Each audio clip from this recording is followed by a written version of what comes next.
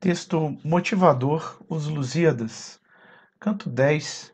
De Formião, filósofo elegante, vereis como Aníbal escarnecia, quando das artes bélicas, diante dele, com larga voz, tratava e lia a disciplina militar, prestante, não se aprende, senhor, na fantasia, sonhando, imaginando ou estudando, senão vendo, tratando e pelejando. Então, o conhecimento da disciplina militar se dá no exercício diário. Doutrina consolidada de comando, máximas de comando. Fonte, máximas do comando. Gaston Courtois, A Arte de Ser Chefe. André Gavet, A Arte de Comandar. Princípios do comando, oficiais de todos os postos. Pierre Charles Émile Lebeau, Comandar. Sérgio Coutinho, Exercício do Comando. Essas obras passadas foram obras clássicas na seara do comando. Esta obra, Harvard Business Review, Como Lidar com a Política no Trabalho, Karen Dillon, é uma obra recente. Então, foi colhido também dessa obra recente. Comando na sua amplitude. O comando é, na verdade, a função característica do oficial. É a sua função por excelência. Somente o oficial comanda, na completa acepção do termo. Somente ele exerce a arte de comandar. Ao suboficial cabe, sem dúvida, uma certa parcela de comando. Artigo 37 da Lei Federal 7289, de 1984. Essa lei é o Estatuto dos Policiais Militares da Polícia Militar do Distrito Federal. Diz: o oficial é preparado, ao longo da carreira, para o exercício do comando, da chefia e da direção das organizações policiais militares.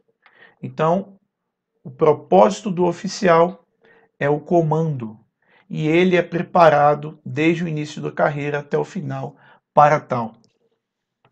Comando na PMDF, em sua amplitude conceitual, é cabida ao oficial, que é o PM. É o oficial que tem 3 anos de formação, que ao longo de toda a sua carreira comanda do início ao fim. É o oficial que poderá ocupar todos os postos de alto escalão da corporação, sobretudo de comandante geral. Máximas de comando. Pilares das instituições militares: hierarquia e disciplina, tradição e valores. Então é isso que marca uma instituição militar. Com que finalidade? Com a finalidade da regularidade dessas instituições, da regularidade de seu funcionamento. Agora, comandar é saber obedecer. Estamos sempre a comando, o militar está sempre ao comando. Então, se pensarmos o comandante-geral, ele comanda toda a polícia militar. No entanto, ele está a comando do governador. A natureza da competência do chefe é diferente da natureza da competência do subordinado. Então, grosso modo, na polícia militar, os oficiais têm a função de comandar e os praças de executar.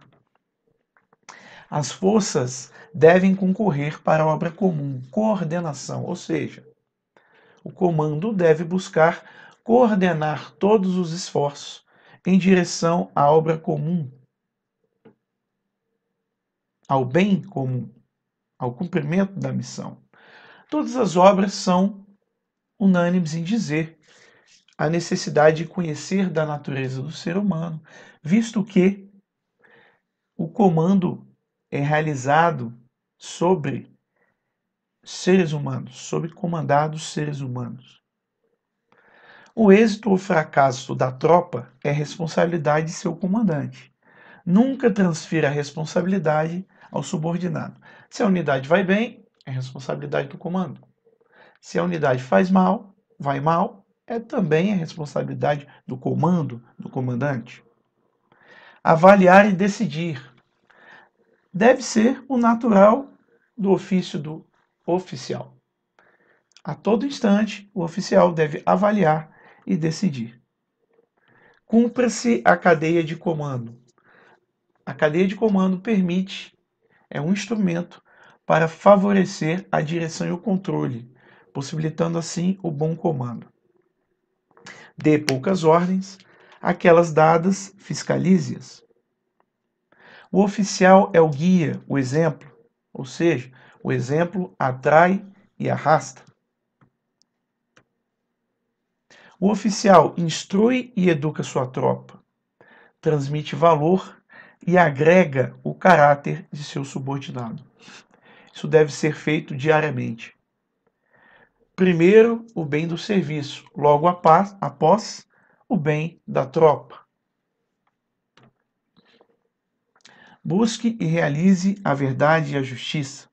Diante do fato, observe o fato objetivamente e verifique a possibilidade de um elogio ou repreensão, a depender do caso. Princípio da simplicidade. Napoleão já falava: o que não é simples não serve para a guerra. Nas máximas de comando, a simplicidade é importante em todas as searas.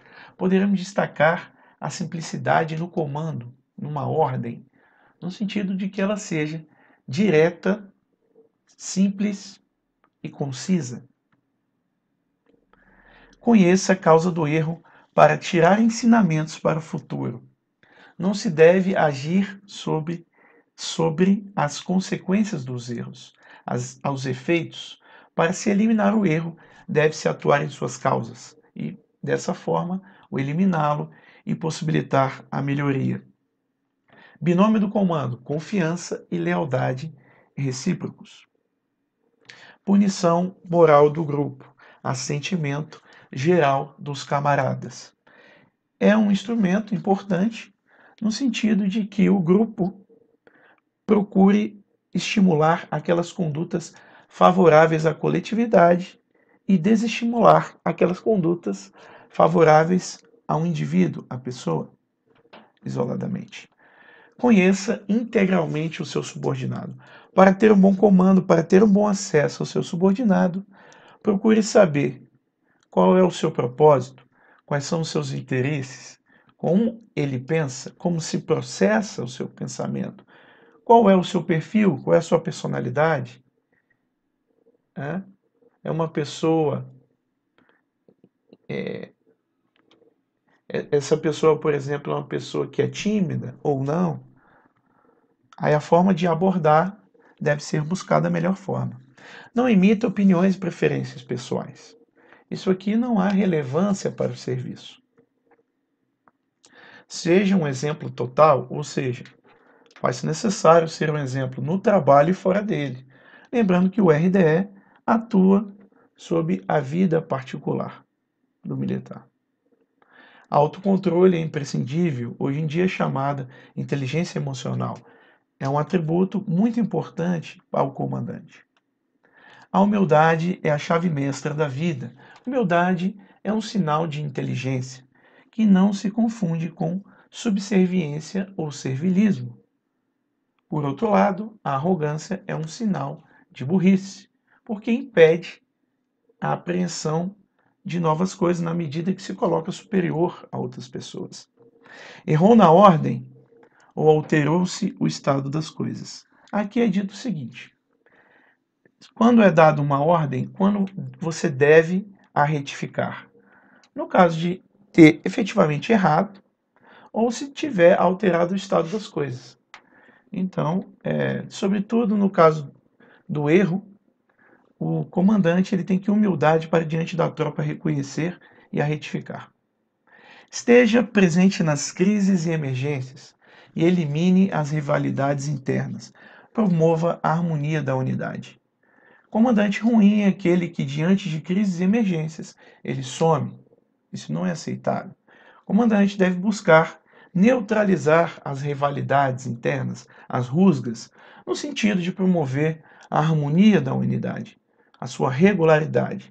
Camaradagem é o espírito de assistência mútua e de que todos somos iguais perante o dever militar. Essa assistência mútua não se confunde com uma proximidade promíscua, mas sim com uma proximidade profissional, uma proximidade legal, uma proximidade razoável, adequada. Não se acovarde, nem se desculpe por algo que não fez. Se agiu corretamente, firme a posição. Haja por convicção, nunca por conveniência. Que convicção seria essa? Essa é a convicção do serviço, porque estamos aqui aliados ao serviço. Não é propriamente uma convicção pessoal, baseada, por exemplo, numa ideia religiosa. Não. Aqui prevalecem o interesse, a missão, o interesse coletivo.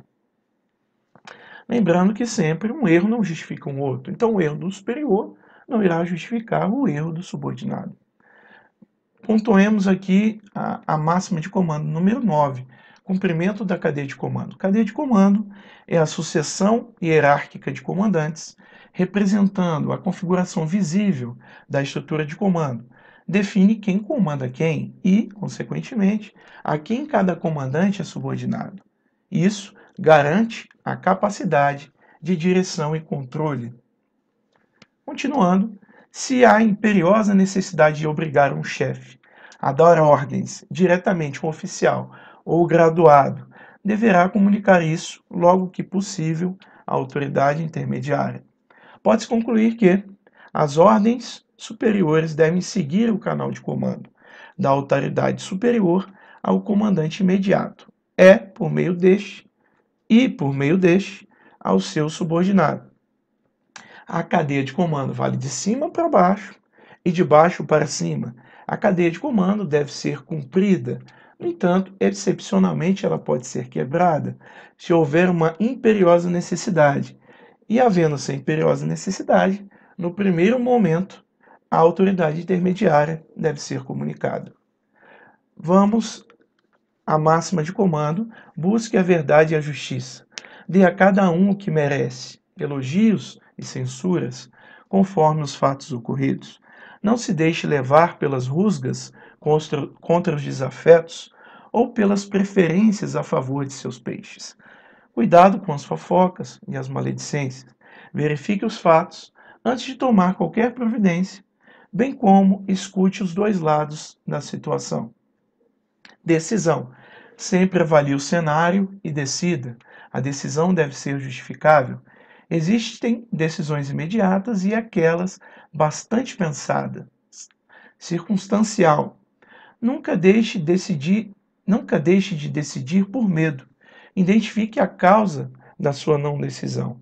A ausência de decisão importa prejuízo à diligência ou seu retardamento. Decida, se errou, retifique-a imediatamente. O pior comandante é aquele que não decide. Alguns dizem que o pior comandante é aquele que não comanda. Fonte: palestra 2019 aos cadetes CFO2 do Coronel Agrício e Coronel Alexandre Sérgio. Triângulo das virtudes do comandante. Segundo Coutinho, 3. Conhecimento técnico profissional, a formação moral e a experiência de comando. Aqui temos a proposição de um sistema de integridade, no qual o lema seria fé na missão, justiça e camaradagem. Ao lado esquerdo temos as cláusulas de pedra deste contrato e à direita o atributo militar. Para exemplificar, peguemos o primeiro. 1. Cláusula de pedra 1. Nunca proteja o corrupto. Haja com moralidade, legalidade e legitimidade. O atributo militar referente é 1. Probo e incorruptível, e assim segue. Lebô, comandar. É de desejar, porém, que as gerações vindouras disponham de muito tempo para preparar e não para explorar. Assim, sem perder tempo, recomecemos o trabalho pensando no futuro. A educação é a resultante de todos os atos de comando. Cada vitória conquistada sobre si mesmo tempera a vontade, tempera o caráter. Os oficiais, que são os mestres do dever comum, são também os guardiões naturais da honra corporativa. Dia a dia, fortaleça seu caráter.